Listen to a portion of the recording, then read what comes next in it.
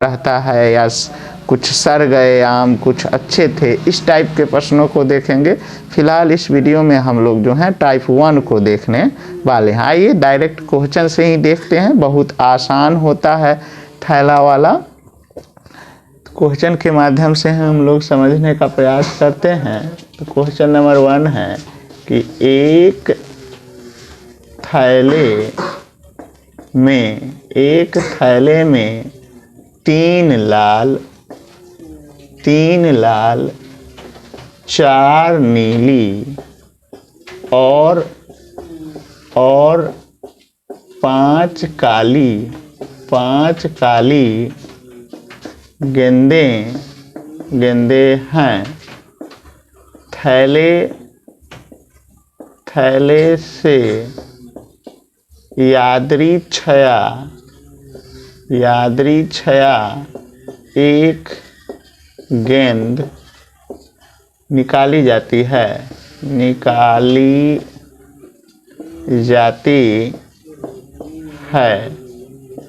क्या प्रायिकता है कि निकाली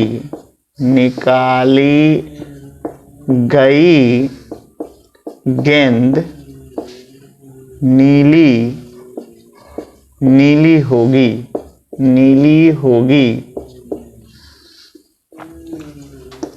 तो अभी तक हम लोगों को यह ज्ञात हो चुका है कि जब भी हम लोगों को प्रायिकता निकालना पड़ता है तो सबसे पहले हम लोग क्या पता करते हैं, कुल घटना क्या है सो पता करते हैं। उसके बाद जो पूछा जा रहा है यानी घटना के अनुकूल संभव परिणाम पता करते हैं। और प्रायिकता बराबर होता क्या है, घटना के अनुकूल संभव परिणाम बटा कुल घटना। तो हम लोग को कुल घटना इसमें क्या होगा, सभी गेंदों को क्या करेंगे, जोड़ देंगे। तो हम लोग को कुल घटना क्या हो जाएगा, कुल घटना हमारा क्या होगा, सभी गेंदों को जोड़ देंगे तो 3 + 4 + 5, तो ये हमारे पास हो जाएंगे 3 और 4 7 और 5 12। तो टोटल घटना, कुल घटना जो है हमारा क्या हो जाएगा, 12 हो जाएगा। जब भी थैला वाला प्रश्न है तो इसमें कुल घटना हम लोगों को कैसे पता चलता है, सभी गेंदों की संख्या को क्या करेंगे, सिंपली ऐड कर देंगे जैसा कि हमने किया। इसके बाद घटना के अनुकूल संभव परिणाम हम लोग निकालते हैं। तो घटना के अनुकूल संभव परिणाम तो कितना हो जाएगा, कौन से गेंद निकालने की बात हो रही है, तो नीली गेंद निकालने की बात हो रही है। नीली गेंदों की संख्या आपके पास कितनी है, तो नीली गेंदों की संख्या आपके पास 4 है। तो घटना के अनुकूल संभव परिणाम हमारा क्या हो जाएगा, 4। तो वांछित प्रायिकता बराबर क्या होगा, वांछित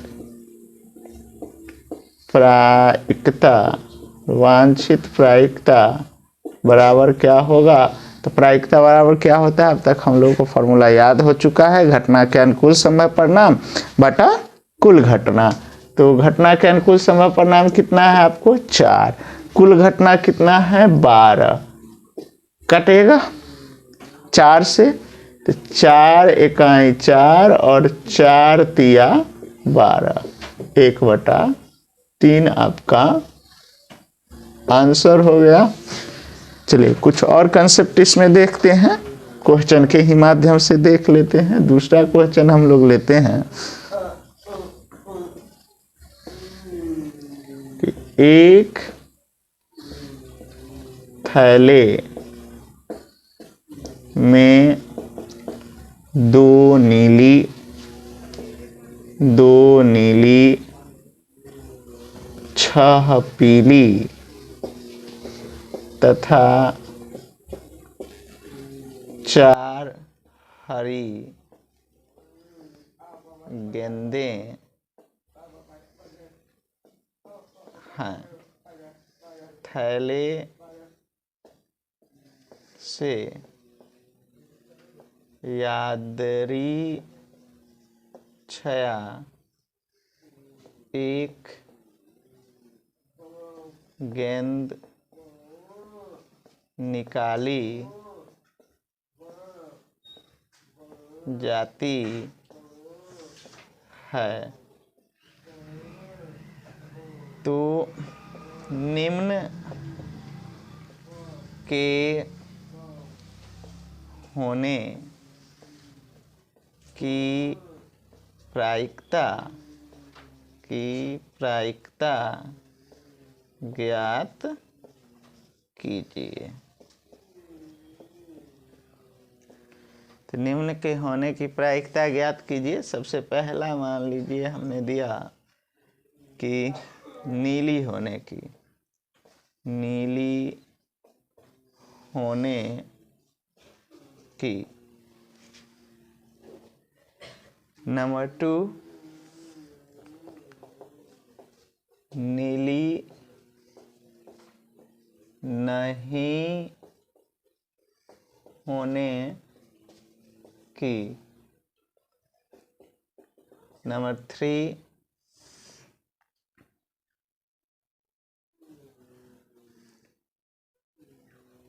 पीली और हरी होने की। तो फिर से थैला वाला है। जब भी हम लोगों को प्रायिकता का क्वेश्चन रहता है तो सबसे पहले हम लोग करते क्या हैं? हम लोग सबसे पहले क्या काम है? कुल घटना को ढूंढना हमारा काम है। तो कुल घटना हल करते हैं। आइए, तो कुल घटना हमारा क्या हो जाएगा? कुल घटना हमारा क्या होगा? सभी गेंदों को क्या करेंगे? जोड़ देंगे। तो 2, 6 और 4, 2 + 6 + 4 तो कितना हो जाएगा? 6 2 8 4 12। और घटना के अनुकूल संभव परिणाम क्या होगा? घटना के अनुकूल संभव परिणाम। घटना के अनुकूल संभव परिणाम क्या होगा? किसके रिस्पेक्ट में हम बात करें? Question number 1। कुल घटना तो सारे प्रश्नों के लिए 12 ही रहेगा। घटना के अनुकूल संभव परिणाम क्या होगा हमारा? तो अभी हम लोगों को सबसे पहले कह रहा है नीली होने की। तो नीली आपके पास कितने हैं? नीली आपके पास 2 हैं। तो 2। तो फिर इसी प्रकार वांछित प्रायिकता बराबर क्या हो जाएगा? तो वांछित प्रायिकता बराबर हम लोग को याद हो चुका है। वांछित प्रायिकता बराबर क्या होता है? घटना के अनुकूल संभव परिणाम बटा कुल घटना। तो घटना के अनुकूल संभव परिणाम है 2, कुल घटना है 12। 2 से काट सकते हैं। 2 1 2 और 2 6 12। तो 1/6 हमारा क्या हो जाएगा? आंसर हो जाएगा। फिर अब दूसरा हम लोग लेते हैं। तो दूसरा लेते हैं कुल घटना। तो हमारा क्या रहेगा? लेकिन यहाँ पर एक बात मैं बताना चाहता हूँ कि अभी तक हम लोग प्रायिकता के बारे में क्या जाने, कि प्रायिकता के बारे में जाने कि प्रायिकता का फॉर्मूला क्या होता है? घटना के अनुकूल संभव परिणाम बटा कुल घटना। प्रायिकता बराबर क्या होता है? घटना के अनुकूल संभव परिणाम बटा कुल घटना। प्रायिकता बराबर क्या होता है? घटना के अनुकूल संभव परिणाम बटा कुल घटना। इसके बाद हम लोगों ने क्या जाना कि जिस भी घटना की प्रायिकता 0 होगी, जिस भी घटना की प्रायिकता 0 होगी वह असंभव घटना कहलाती है। जिस भी प्रायिकता की घटना 1 होगी वह निश्चित घटना कहलाती है। तो 1 होगी तो निश्चित और 0 होगी तो असंभव। और जो है सो प्रायिकता बराबर क्या होता है? घटना के अनुकूल संभव परिणाम बटा कुल घटना। एक और महत्वपूर्ण बात यहाँ पर हम लोग समझते हैं कि एक ही प्रश्न में एक घटना के घटने और उसके न घटने की बात की जाए तो मान लीजिए कि हम लोगों को एक ही प्रश्न में किसी घटना ए के घटने की प्रायिकता मालूम है या हम लोगों ने निकाल लिया है, ज्ञात कर लिया है, और घटना ए के न घटने की प्रायिकता पूछ रहा है। अथवा क्या है कि घटना ए के न घटने की प्रायिकता हमें मालूम है घटना ए के न घटने की प्रायिकता मालूम है या हम लोगों ने मालूम कर लिया है और उसके न घटने की प्रायिकता के बारे में पूछ रहा है, तो हम लोग क्या करेंगे, एक में से घटा देंगे। तो हम लोग क्या करेंगे, एक में से घटा देंगे। ऐसा क्यों हो रहा है ये आने वाले वीडियो में हम लोग देखेंगे। फिलहाल वैसे कर रहे हैं, थैला वाले के बाद इस प्रश्न के माध्यम से मैं इसको समझाऊंगा कि किसी प्रश्न में किसी घटना के होने की प्रायिकता अगर हमें मालूम है और न होने की प्रायिकता पूछा जा रहा है तो एक में से घटा देंगे, या न होने की प्रायिकता मालूम है और उसके होने की प्रायिकता पूछा जा रहा है, फिर भी हम लोग क्या करेंगे, एक में से घटा देंगे। तो यहाँ पर हम लोग को निकालने की कोई आवश्यकता नहीं है, डायरेक्ट हम लोग जो है प्रायिकता निकाल सकते हैं। वांछित प्रायिकता बराबर घटना के अनुकूल कुल घटना तो हमेशा नीचे रहेगा, लेकिन हम लोगों ने क्या कहा है, दूसरा में है नीली ना होने की। हम लोग नीली होने की जो है, नीली होने की प्रायिकता हम लोग निकाल चुके हैं 1/6। तो हम लोग को सिंपली क्या करना है, 1 में से 1/6 को घटा देना है। 1 में से 1/6 को घटा देना है और भिन्न के घटाव की तरह सॉल्व कर लेंगे। इसका मैं अलग से एक वीडियो बनाऊंगा जिसमें भिन्न का जोड़ घटाव गुणा भाग को देखेंगे, स्पेशली भिन्न के जोड़ और घटाव को। फिलहाल हल्का सा कर, जिसके बटा में है उसको ज्यों का त्यों लिख दीजिए। इस 1 के बटा में 6 है तो ज्यों का त्यों लिख दीजिए। इस 1 के बटा में नहीं है तो इसको क्या कीजिए, गुना कर दीजिए। तो 6 एकाएं 6/6, यानी कि क्या हो गया, भिन्न के जोड़ या घटाव में इस का उपयोग आप कर सकते हैं कि जिसके बटा में है उसको ज्यों के त्यों लिख देंगे और जिसके बटा में नहीं उससे गुना कर देंगे। जिसके बटा में उसको ज्यों का त्यों लिख देंगे और जिसको बटा में नहीं उससे क्या करेंगे, गुना कर देंगे। तो कितना हो जाएगा, 5/6। अब आप लोगों में से कुछ के मन में यह प्रश्न आ रहा होगा कि सर क्या दूसरा तरीका नहीं है, कहा नीली नहीं, तो हम लोग नीली नहीं तो हम दूसरे नीली को छांट देंगे और कोई दूसरा लेके, कोई जो है नीली को हटा देंगे और बाकी लेके बना लेंगे। तो क्या ऐसा नहीं हो सकता है? तो हो सकता है, ऐसा भी हो सकता है। आप नीली गेंद को हटा दीजिएगा तो आपके पास क्या बचेंगे, 6 और 4, यानी कि पीली और हरी। तो 6 4 10, 10/12 लिखिएगा क्योंकि कुल घटना 12 है। तो 10/12 उसको 2 से काट दीजिएगा, फिर भी आपका जवाब क्या होगा, 5/6 ही होगा। लेकिन ये भी एक सीखना जरूरी है। अब चलिए हम लोग तीसरे प्रश्न की बात इसमें करते हैं। तो तीसरे प्रश्न की हम लोग बात कर रहे हैं। तो इसमें क्या कह रहा है, नीली, पीली और हरी होने की। तो पीली और हरी होने की, तो इसका मतलब नीली नहीं लेना है, तो उसको हम लोग काट देंगे। तो हमारा डायरेक्ट क्या हो जाएगा, हम लोग कुल घटना तो क्या है, 12, कुल घटना 12 है। तो कुल घटना 12 है तो 12 तो नीचे रहेगा। और घटना के अनुकूल संभव परिणाम की बात हम लोग करें तो घटना के अनुकूल पीली और हरी। तो पीली कितना है आपके पास, पीली कितना है 6 और हरी कितना है 4। तो 6 4 10। तो फिर से काट देंगे तो ये हो जाएगा कितना, 2 से काट दीजिए तो 5 दूना 10 और 2 से काट रहे हैं तो 2 6 12। तो 5/6 आपका आंसर आ गया।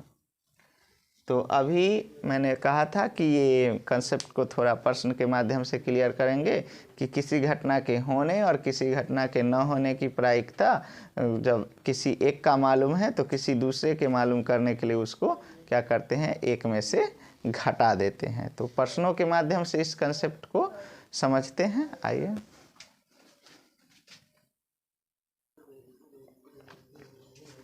तो फिर से पहले हम लोग देख लेते हैं प्रायिकता के बारे में हम लोगों ने अब तक क्या क्या जान चुका है। प्रायिकता का सबसे पहले हम लोगों ने सूत्र जाना है, या यूँ कहे कि परिभाषा जाना है। प्रायिकता बराबर होता क्या है, घटना के अनुकूल समय परिणाम बटा कुल घटना। प्रायिकता बराबर होता क्या है, घटना के अनुकूल समय परिणाम बटा कुल घटना। घटना के अनुकूल समय परिणाम बटा कुल घटना।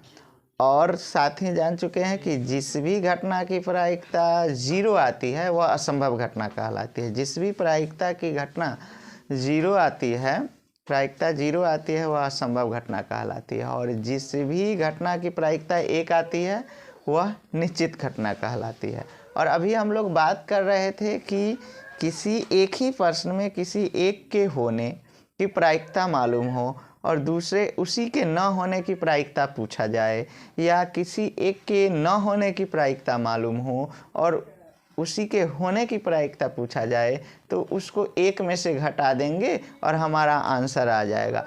ऐसा इसलिए हो रहा है क्योंकि प्रायिकता का मान जो है वह 0 से लेकर 1 तक ही होता है। प्रायिकता का मान जो है वह 0 से लेकर 1 तक ही होता है। प्रायिकता का मान अधिकतम 1 होगा और न्यूनतम 0 होगा, यानी कि माइनस में अगर है तो वह प्रायिकता का मान नहीं होगा, और 1 से थोड़ा भी अधिक है फिर भी वह प्रायिकता का मान नहीं होगा। तो प्रायिकता का मान 0 से लेकर 1 तक होता है। इसे हम लोग गणितीय भाषा में ऐसे भी लिख सकते हैं कि 0 greater than and equal PE greater than and equal 1। तो प्रायिकता का मान 0 से बड़ा या बराबर हो सकता है और 1 से छोटा होगा या 1 के बराबर होगा। तो प्रायिकता का मान कहाँ से कहाँ तक होता है? 0 से, ये पॉइंट नंबर 1। इसी को अगर हम लोग लैंग्वेज में कहें तो क्या कह सकते हैं कि प्रायिकता का मान 0 से लेकर 1 तक होता है। अर्थात माइनस में कोई संख्याएं हैं तो वह प्रायिकता नहीं हो सकती हैं, 1 से थोड़ा भी ज़्यादा है तो वह प्रायिकता नहीं होंगी।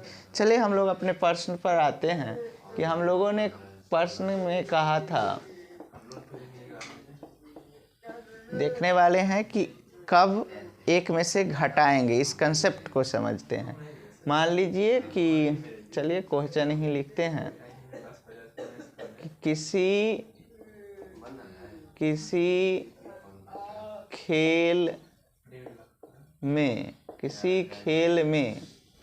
किसी खेल में राम के जीतने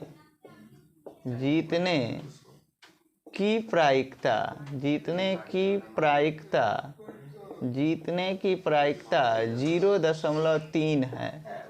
जीतने की प्रायिकता 0.3 है। तो इसी खेल में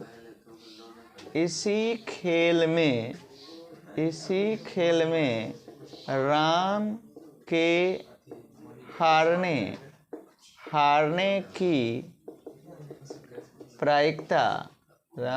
हारने की प्रायिकता क्या होगा? चलिए, तो इसको तो हम लोग और डिटेल से देखेंगे आने वाले वीडियो में। फिलहाल हम लोगों को आंसर लाना है। तो देखिए कि एक ही खेल है, उसी खेल में राम के जीतने की प्रायिकता हम लोग को दे दिया गया है 0.3, और राम के हारने की प्रायिकता पूछ रहा है। एक ही खेल में जीतने की प्रायिकता मालूम है, उसी खेल में राम के हारने की प्रायिकता पूछ रहा है। जीतने की प्रायिकता मालूम है, उसी खेल में राम के हारने की प्रायिकता पूछ रहा है। यानी जीतना हारना, यानी हाँ और ना। तो किसी भी घटना के होने, जीतना यानी होने, और हारना हार रहे हैं यानी नहीं जीत पा रहे हैं। तो एक ही चीज़ के होने की प्रायिकता दिया हुआ हो और उसके न होने की प्रायिकता पूछा जाए तो क्या करेंगे? 1 में से घटा देंगे। तो हम लोगों को क्या हो जाएगा? डायरेक्ट हम लोग निकाल सकते हैं वांछित प्रायिकता बराबर 1 घटे 0.3। अब कैसे घटाएंगे? देखिए, तो दशमलव के घटाव में नहीं पढ़ना है हम लोग को। दशमलव के बाद 1 अंक है, 3 है, तो दशमलव के बाद 1 अंक है तो 1 को 1 मत मानिए। इसको 10 मान लीजिए। अगर दशमलव के बाद 2 अंक है तो उसको 2 जीरो और दे दीजिए, तो 2 जीरो और दे दीजिए मतलब 100 मान लीजिए। फिर दशमलव के बाद अगर 3 अंक रहे तो 1 को 1 मत मानिए, मन में 1000 मान लीजिए। 3 अंक से ज़्यादा नहीं आते हैं। फिर से दशमलव के बाद यदि 1 अंक है, दशमलव के बाद यदि 1 अंक है तो हम लोग क्या करेंगे, दशमलव के बाद 1 अंक है तो 1 को 10 मान लेंगे। दशमलव के बाद 2 अंक हैं तो 1 को 100 मान लेंगे। दशमलव के बाद 3 अंक हैं तो 1 को क्या कर लेंगे, 1000 मान के घटा लेंगे। फिर से याद कर लेते हैं कि हम लोग कर क्या रहे हैं अभी, कि किसी एक ही घटना के घटने की प्रायिकता मालूम हो और उसके न घटने की प्रायिकता पूछा जाए तो 1 में से घटा देते हैं। क्या करते हैं, 1 में से घटा देते हैं। और जब 1 में से घटाते हैं तो जनरली यह क्वेश्चन जो है बटा में नहीं रहेगा सर, प्रायिकता बटा में रहेगा तो बटा में घटाएंगे और भिन्न का घटाव करेंगे। लेकिन जनरली अगर मान लीजिए कि दशमलव में ही है तो दशमलव में दशमलव के घटाव आता है, अच्छी बात है। लेकिन सिंपली हम लोग क्या करेंगे, दशमलव के घटाव में ना उलझ कर हम लोग अगर दशमलव के बाद 1 अंक है तो 10 में से घटा देंगे, 1 जीरो डाल दिए। दशमलव के बाद 2 अंक है तो 100 में से घटा देंगे, क्योंकि 2 अंक तो 2 जीरो डाल दिए। और दशमलव के बाद यदि 3 अंक है तो क्या करेंगे, 1000 में से घटा देंगे। तो आइए हम लोग इसको क्या मान लेते हैं, 10 मान लेते हैं। और ये 3 मान लिए हैं क्योंकि दशमलव के बाद 1 अंक है तो ये 1 नहीं है, ये अभी हम लोग 10 है। तो 10 में से 3 जाएगा तो क्या होगा, 7 होगा। 10 में से 3 जाएगा तो क्या होगा, 7 होगा। और चूंकि दशमलव तो हम लोगों ने माना था, रियल में तो वह था नहीं, तो दशमलव के बाद 1 अंक है तो दशमलव दे दीजिए। और दशमलव भुतला न जाए, खो न जाए, इसलिए आगे 0 लगा दीजिए। तो यही हमारा क्या हो गया, आंसर हो गया। चलिए और क्वेश्चन के माध्यम से देखते हैं, हम लोग इसको क्लियर करते हैं। क्वेश्चन कि किसी खेल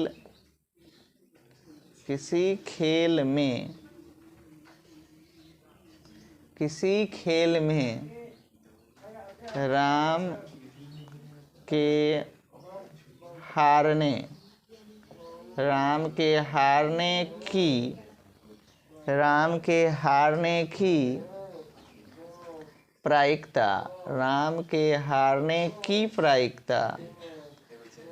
के हारने की प्रायिकता 0.64 है, तो इसी खेल में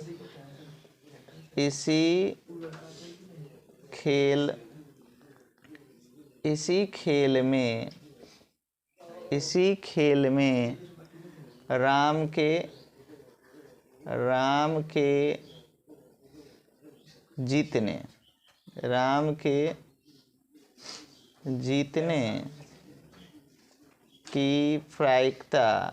के जीतने की प्रायिकता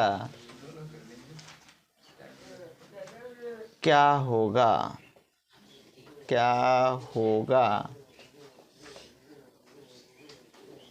तो फिर से आइए, खेल एक ही है, राम हार रहा है, हारने की प्रायिकता हमें मालूम है 0.64, और जो है सो राम के इसी खेल में जीतने की प्रायिकता पूछ रहा है। तो एक ही खेल के एक ही घटना के होने और न होने, तो यहाँ पर हारने की दे दिया है, जीतने की। तो फिर से हम लोग क्या करेंगे, 1 में से घटा देंगे। क्या करेंगे, 1 में से घटा देंगे। तो हमारा जो है तो वांछित प्रायिकता हमारा क्या हो जाएगा, वांछित प्रायिकता बराबर 1 घटे 0.64। और मैंने आपको बताया है कि दशमलव के घटाव में पढ़ने की कोई ज़रूरत नहीं है, दशमलव हटाने की कोई ज़रूरत नहीं है, भिन्न का जोड़ करने की कोई ज़रूरत नहीं है। हम लोग को सिंपली क्या करना है, दशमलव के बाद अगर 2 अंक हैं तो 1 को कितना मानेंगे, 100 मान लेंगे। फिर से हम लोग रिवाइज कर लेते हैं कि दशमलव के बाद अगर 1 अंक है तो 10 मानेंगे, यानी 1 अंक था तो 101 पर। दशमलव के बाद 2 अंक हैं तो 100 मान लेंगे, 2 अंक हैं तो 20। दशमलव के बाद 3 अंक हैं तो 1000 मान लेंगे और उसमें से घटा लेंगे। तभी 2 अंक हैं तो इसको हम लोग कितना मान लिए, 100, और 100 में से 64 जाएगा तो कितना आ जाएगा, 36 आ जाएगा। 100 में से 64 जाएगा तो कितना आएगा, 36 आएगा। तो हमारा जवाब क्या हुआ, 36। लेकिन 36 तो हमारा जवाब नहीं होगा। क्यों नहीं होगा, क्योंकि हमने 100 और 64 इसको मान लिया था, लेकिन वास्तव में ये 100 और 64 तो था नहीं, हमको 1 और 0.64 था। तो 2 अंक बाद 1 2 अंक बाद दशमलव है तो हम लोग भी 2 अंक बाद दशमलव दे देंगे, और दशमलव खो न जाए, ढूंढना न पड़े, इसीलिए हम लोग क्या करेंगे, इसके आगे 0 लगा देंगे। तो 0.36 हमारा क्या हो जाएगा, आंसर हो जाएगा। चलिए एक और क्वेश्चन के माध्यम से इस बात को समझते हैं कि राम के जन्म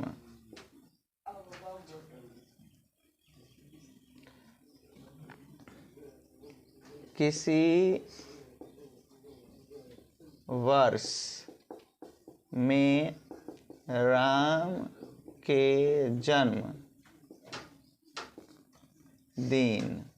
जन्मदिन बर्थडे होने की प्रायिकता 0.998 है, तो उसके जन्मदिन या दिवस या बर्थडे न होने की प्रायिकता क्या होगा।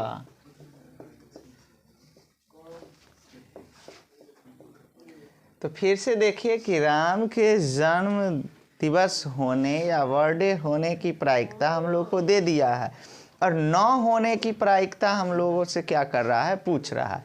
राम के जन्मदिन होने की प्रायिकता दे दिया है, उसके न होने की प्रायिकता पूछ रहा है। तो हम लोग क्या करेंगे, फिर से 1 में से घटा देंगे, क्योंकि किसी एक ही प्रश्न में हम लोगों को उसके होने और न होने की प्रायिकता पूछता है, तो हम लोग क्या करते हैं, 1 में से घटा देते हैं। और 1 में से घटाते हैं तो क्या करते हैं, अगर दशमलव के बाद 1 अंक है तो 10 में से घटा देते हैं, दशमलव के बाद 2 अंक है तो 100 में से घटा देते हैं, और दशमलव के बाद 3 अंक हैं तो 1000 में से घटा देते हैं। तो अभी 10 में से घटाएंगे या 100 में से घटाएंगे या 1000 में से घटाएंगे। तो अभी दशमलव के बाद 3 अंक है, 1 2 3, तो दशमलव के बाद 3 अंक हैं, तो दशमलव के बाद 3 अंक है तो किस में से घटाएंगे, 10 में से, 100 में से, 1000 में से। जी हाँ, 3 अंक है तो 1000 में से घटा देंगे, लेकिन यह मेंटल कैलकुलेशन करेंगे, ना कि लिखेंगे।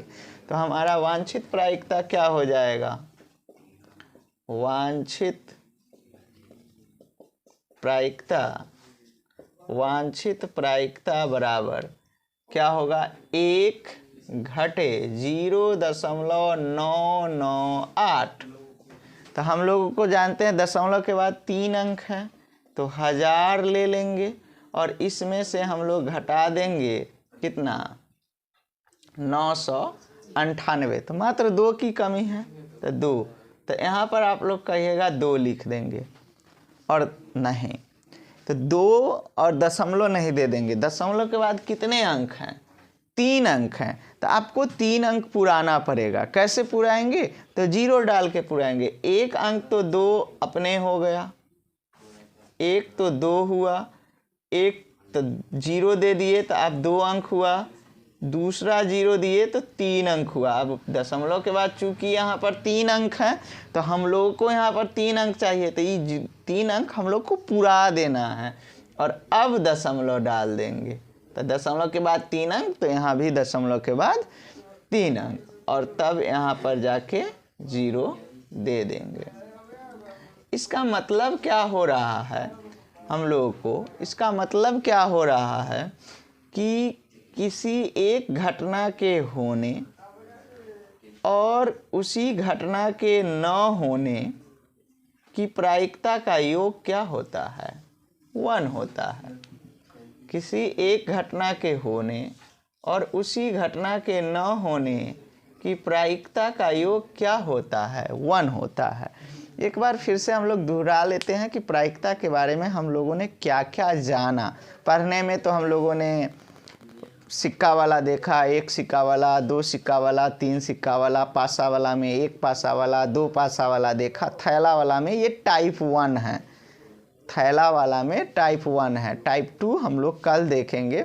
और उसके साथ ही और क्या देखा प्रायिकता के बारे में, और क्या जाना कि प्रायिकता बराबर क्या होता है, घटना के अनुकूल समय परिणाम बटा कुल घटना। घटना के अनुकूल समय परिणाम बटा कुल घटना। प्रायिकता बराबर क्या होता है, घटना के अनुकूल समय परिणाम बटा कुल घटना। उसके बाद हम लोगों ने और क्या देखा प्रायिकता के बारे में कि अगर किसी घटना की प्रायिकता 0 आती है, किसी घटना की प्रायिकता 0 आती है, किसी घटना की प्रायिकता 0 आती है, तो वह कैसी घटना कहलाती है, असंभव घटना कहलाती है। किसी घटना की प्रायिकता 1 आती है तो वह कैसी घटना कहलाती है, निश्चित घटना कहलाती है। प्रायिकता का मान कहाँ से कहाँ तक होता है, 0 से लेकर 1 तक होता है। प्रायिकता का मान कहाँ से कहाँ तक होता है, 0 से लेकर 1 तक होता है। यानी कि माइनस में अगर कोई संख्या है तो वह प्रायिकता का मान नहीं हो सकता है, 1 से थोड़ा भी ज़्यादा है तो वह प्रायिकता का मान नहीं हो सकता है। फॉर एग्जाम्पल 1.01 भी है फिर भी वह प्रायिकता का मान नहीं होगा।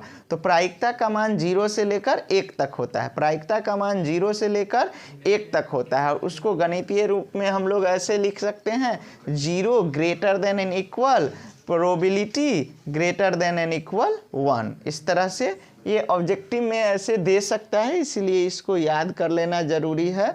और फिर यहाँ पर हम लोगों को जो है ये क्या सीखे कि अगर एक ही खेल में किसी घटना के होने और न होने, एक ही प्रश्न में किसी घटना के होने और न होने में से किसी एक की प्रायिकता मालूम है और दूसरे की प्रायिकता ज्ञात करनी है, तो क्या करते हैं, 1 में से घटा देते हैं। अगर बटा में रहता है तो भिन्न के घटाव का प्रयोग कर लेते हैं, और दशमलव में रहता है तो कैसे प्रयोग करते हैं, विभिन्न प्रश्नों के माध्यम से हम लोगों ने देखा है। अर्थात होता क्या है कि किसी घटना के होने और उसके न होने का योग क्या होता है, 1 होता है। तो इस वीडियो में इतना ही, मिलते हैं अगले वीडियो में थैला वाला के टाइप 2 में। उसके बाद ताश वाला देखेंगे और प्रायिकता के सारे कंसेप्ट क्लियर हो जाएंगे, और तो प्रीवियस ईयर क्वेश्चन के साथ बनाकर देखेंगे कि बनता है कि नहीं। धन्यवाद।